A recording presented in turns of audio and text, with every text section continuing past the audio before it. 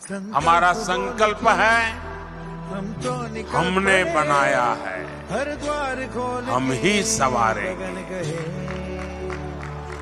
देश के ही नहीं दुनिया के सर्वाधिक लोकप्रिय नेता माननीय प्रधानमंत्री श्री नरेंद्र मोदी जी से विनम्र अनुरोध करें आपकी करतल ध्वनि के साथ कि वे इस अवसर पर अपने संबोधन से हम सबका मार्गदर्शन करें। माननीय प्रधानमंत्री महोदय।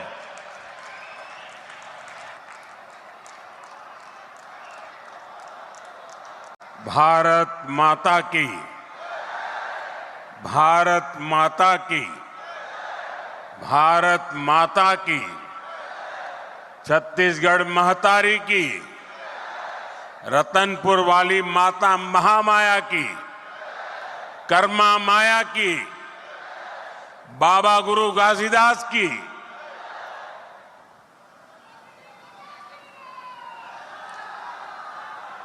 जम्मो संगी साथी जहूरिया महतारी दीदी बहनी औ सियान जवान मनला जय जोहार। साथियों, हमारी परंपरा में किसी को भी आश्रय देना एक बहुत बड़ा पुण्य माना जाता है, लेकिन जब किसी के घर का सपना पूरा होता है तो उससे बड़ा आनंद भला क्या हो सकता है। आज नवरात्र के शुभ दिन, नववर्ष पर छत्तीसगढ़ के 3 लाख गरीब परिवार अपने नए घर में गृह प्रवेश कर रहे हैं। मुझे अभी यहां 3 लाभार्थियों से मिलने का अवसर मिला और मैं देख रहा था उनके चेहरे पर खुशी नहीं समा रही थी और वो मां तो अपने आनंद रोक ही नहीं पा रही थी। मैं इन सभी परिवारों को, 3 लाख परिवार साथियों, एक नए जीवन के लिए बहुत शुभकामनाएं देता हूं। इन गरीब परिवारों के सिर पर पक्की छत आप सभी की वजह से ही संभव हो पाई है। ये मैं इसलिए कह रहा हूं क्योंकि आपने मोदी की गारंटी पर भरोसा किया। छत्तीसगढ़ के लाखों परिवारों के पक्के घर का सपना पहले की सरकार ने फाइलों में गुमा दिया था और तब हमने गारंटी दी थी ये सपना हमारी सरकार पूरा करेगी। 1, 2, 3 घंटे की यात्रा में बैठने की जगह मिल जाए तो आपकी खुशियां अनेक गुना बढ़ जाती है। आप कल्पना कीजिए, इन परिवारों ने पीढ़ी दर पीढ़ी झोपड़ी में जिंदगी गुजारी। आज जब उनको पक्का घर मिल रहा है, आप कल्पना कीजिए उनकी जीवन की खुशियां कितनी उमंग से भरी होगी। बजट के साथ साथ नेक नियत भी जरूरी है। अगर कांग्रेस की तरह मन और मस्तिष्क में बेईमानी भरी हो तो बड़े से बड़े खजाने भी खाली हो जाते हैं। यही स्थिति हमने कांग्रेस के शासन के दौरान देखी है। इस कारण आदिवासी अंचलों तक विकास नहीं पहुंच पाया। हमारे सामने कोयले का उदाहरण है। छत्तीसगढ़ में बहुत बड़ी मात्रा में कोयला है, लेकिन यहां आपको जरूरत भर की बिजली नहीं मिल पाती थी। कांग्रेस के समय में बिजली की हालत खस्ता हाल थी। यहां पर बिजली के कारखानों पर उतना काम नहीं किया गया। आज हमारी सरकार यहां नए बिजली कारखाने लगवा रही है। साथियों, हम यहां सौर ऊर्जा से बिजली बनाने पर भी बहुत अधिक जोर दे रहे हैं। और मैं आपको एक और बड़ी शानदार योजना के बारे में बताऊंगा। मोदी ने एक ऐसी योजना शुरू की है जिसमें आपका बिजली बिल 0 हो जाएगा और घर में बिजली पैदा करके आप कमाई भी कर सकेंगे। इस योजना का नाम है पीएम सूर्यघर मुफ्त बिजली योजना। इसके लिए हमारी सरकार हर घर को सोलर पैनल लगाने के लिए 70-80 हजार रुपए की मदद दे रही है। यहां छत्तीसगढ़ में भी 2 लाख से ज्यादा परिवारों ने पीएम सूर्यघर मुफ्त बिजली योजना में अपना रजिस्ट्रेशन करा दिया है। आप भी इस योजना से जुड़ेंगे तो आपको बहुत लाभ होगा। साथ ही हमारी सरकार पाइप से भी आ पाएगी। जैसे पाइप से पानी आता है किचन में, वैसे ही अब गैस आएगा।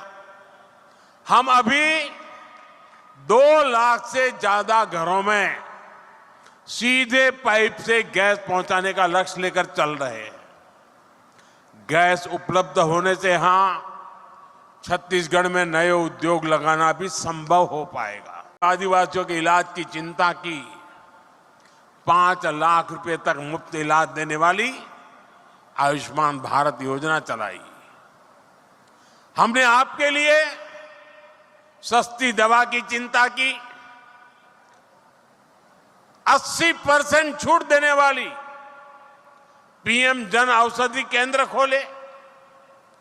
साथियों, जो लोग सामाजिक न्याय पर झूठ बोलते हैं, उन्हीं लोगों ने आदिवासी समाज को भूला रखा था। इसलिए तो मैं कहता हूं, जिसको किसी ने नहीं पूछा उसको मोदी पूजता है। 4 करोड़ रुपए आदिवासी क्षेत्रों में खर्च किए जा रहे हैं। इससे छत्तीसगढ़ के करीब 7,000 आदिवासी गांवों को फायदा हो रहा है। आप भी जानते हैं कि आदिवासियों में भी अति पिछड़ी आदिवासी जनजातियां होती है। पहली बार हमारी सरकार ने ऐसे अति पिछड़े आदिवासियों के लिए पीएम जनमन योजना बनाई है। इसके तहत छत्तीसगढ़ के 18 जिलों में 2000 से अधिक बसाहटों में काम किया। आपने भी वो मन की बात जरूर सुना होगा। बस्तर ओलंपिक में जिस प्रकार हजारों नौजवानों ने हिस्सा लिया, वो छत्तीसगढ़ में आ रहे बदलाव का प्रमाण है। साथियों, मैं छत्तीसगढ़ के नौजवानों का एक शानदार भविष्य अपनी आंखों के सामने देख रहा हूं। छत्तीसगढ़ जिस प्रकार नई शिक्षा नीति को लागू कर रहा है, वो बहुत ही शानदार काम हो रहा है। देश भर में 12,000 से अधिक आधुनिक पीएम श्री स्कूल शुरू हो चुके हैं। इनमें से करीब 350 छत्तीसगढ़ में है। ये पीएम श्री स्कूल दूसरे स्कूलों के लिए आदर्श बनेंगे। इससे राज्य की पूरी शिक्षा व्यवस्था का स्तर ऊपर उठेगा। छत्तीसगढ़ में दर्जनों एकलव्य मॉडल स्कूल पहले से ही शानदार काम कर रहे हैं। नक्सल प्रभावित इलाकों में भी अनेक स्कूल फिर से शुरू किए गए हैं। आज छत्तीसगढ़ में विद्या समीक्षा केंद्र की भी शुरुआत हुई है। यह भी देश की शिक्षा व्यवस्था में एक बड़ा कदम है। इससे स्कूलों में शिक्षा का स्तर और अच्छा होगा। क्लास में शिक्षकों की, विद्यार्थियों की रियल टाइम में मदद भी हो पाएगी। साथियों, हमने आपसे किया एक और वायदा पूरा किया है। नई राष्ट्रीय शिक्षा नीति के तहत यहां हिंदी में भी मेडिकल और इंजीनियरिंग की पढ़ाई शुरू हो रही है। अब मेरे गांव, गरीब आदिवासी परिवार के युवाओं के सपनों को पूरा करने में भाषा कोई बाधा नहीं बनेगी। साथियों, बीते वर्षों में मेरे मित्र रमन सिंह जी ने जो मजबूत नींव रखी थी, उसे वर्तमान सरकार और सशक्त कर रही है।